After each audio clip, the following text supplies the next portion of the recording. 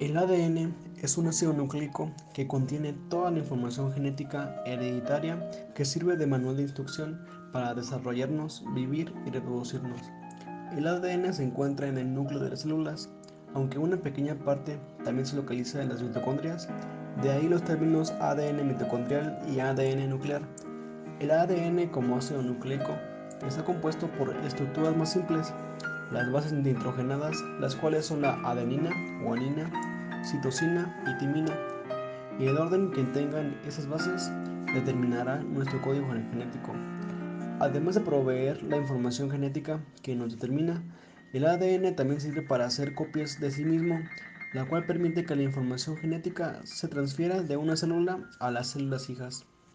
También sirve para la codificación de las proteínas adecuadas para cada célula. También interviene en el control del metabolismo celular mediante la ayuda del ARN y mediante la síntesis de proteínas y hormonas, y también para nuestra evolución como especie mediante mutaciones del ADN.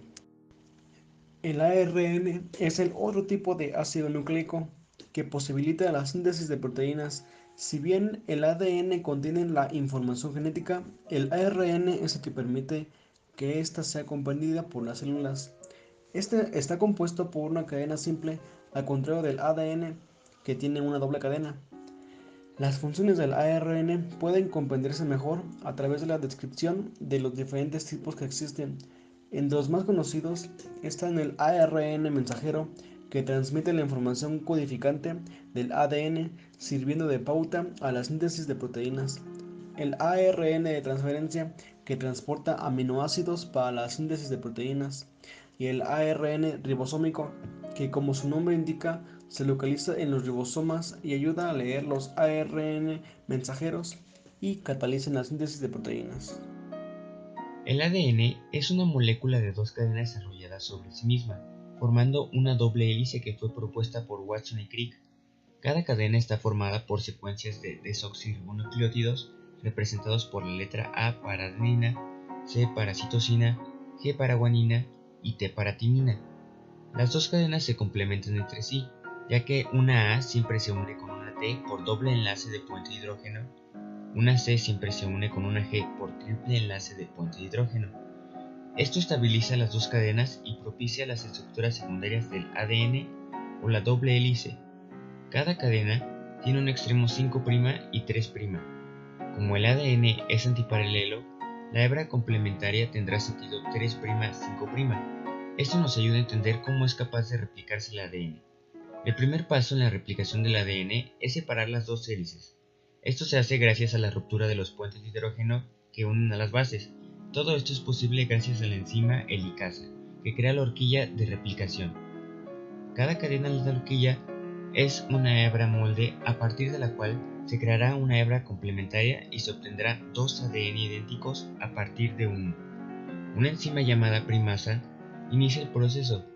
Esta crea una pequeña cadena de ADN, a la cual llamaremos primer. Este es el punto de inicio de la construcción de la hebra complementaria. Una enzima llamada ADN polimerasa 3 se une al primer y comienza la incorporación de desoxirribonucleótidos que crearán la nueva cadena.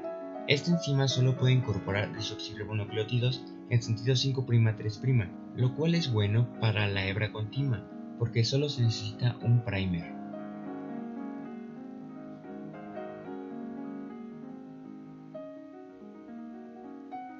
Ahora, para la otra hebra, no se puede hacer en este sentido porque su dirección es 3', 5', así que se replica en dirección contraria. La RN primasa se sintetiza varios primers en la hebra discontinua y luego la ADN polimerasa 3 sintetiza fragmentos de ADN entre un primer y otro, a la cual llamaremos fragmentos de Okazaki en dirección 5', 3'. Aquí podemos observar el proceso.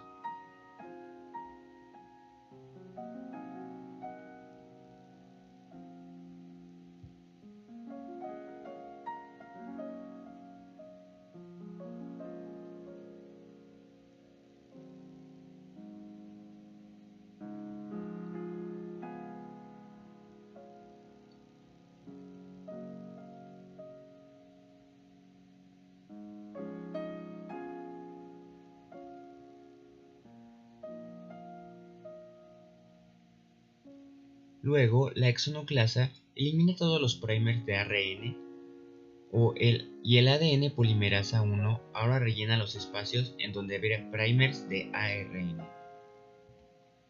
Finalmente, la ADN ligasa liga y une todos los fragmentos de ADN en ambas cadenas, creando así dos ADN idénticos a partir de uno. La topoisomerasa colabora en aliviar la tensión de enrollamiento. Todo esto fue posible gracias a que a partir de una hebra molde se sintetizó una hebra complementaria, siguiendo el principio de Watson y Crick de que una adenina siempre se une con una timina y una citosina con una guanina. Genoma. El genoma es el conjunto de instrucciones genéticas que se encuentran dentro de una célula. En los seres humanos, el genoma consiste de 23 pares de cromosomas que se encuentran dentro del núcleo, así como un pequeño cromosoma que se encuentra en las mitocondrias de la célula. Cada conjunto de 23 cromosomas contiene aproximadamente 3.1 mil millones de bases de secuencia de ADN. A su vez, el genoma es el conjunto de genes contenidos dentro de los cromosomas, lo que se puede interpretar como la totalidad del material genético que posee un organismo o una especie en particular. El genoma de los seres eucariotas comprende el ADN contenido en el núcleo, organizado en los cromosomas, y el genoma de orgánulos celulares como las mitocondrias y los plastos. En la secuencia de nucleótidos se especifican las instrucciones genéticas para el desarrollo y funcionamiento del mismo, y son transmitidas de generación en generación. Además de los genes propiamente dichos, se incluyen regiones espaciadoras, regiones reguladoras, restos de genes funcionales y muchas otras secuencias de función, de papel todavía desconocido. De hecho, en el genoma humano, apenas el 1.5% del material hereditario tiene una función codificante, es decir, corresponde a lo que solemos entender por genes. Por lo tanto, el genoma de un organismo es el depósito de la información que permite a cada uno de ellos se desarrolle y responda a las exigencias impuestas por el medio. A lo largo de la historia, la especie correspondiente y de todos sus antecesores le han permitido la supervivencia hasta nuestros días, esto gracias al genoma. En consecuencia, en el genoma se almacena información de dos tipos, una de inmediata utilidad para el organismo y otra que sirve como registro histórico de este y sus ancestros. Ambos tipos de información son explotados por la biología actual, tanto en su variante funcional como en la histórica o evolutiva. Alrededor del genoma se plantean varias cuestiones que conviene aclarar. La primera tiene que ver con su capacidad para determinar total o parcialmente el funcionamiento del organismo. A modo de analogía, podemos comparar el genoma con los planos de una casa elaborados por un arquitecto de un estudio.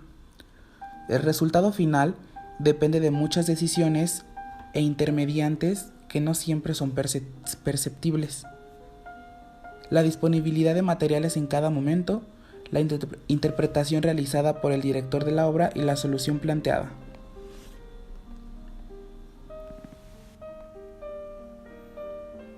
Igualmente, podemos decir que el genoma de un organismo contiene un conjunto de instrucciones, pero que la forma en que éstas son llevadas a cabo depende a su vez de contingencias ambientales e históricas que pueden llevar a diferenciar entre planos en principios iguales.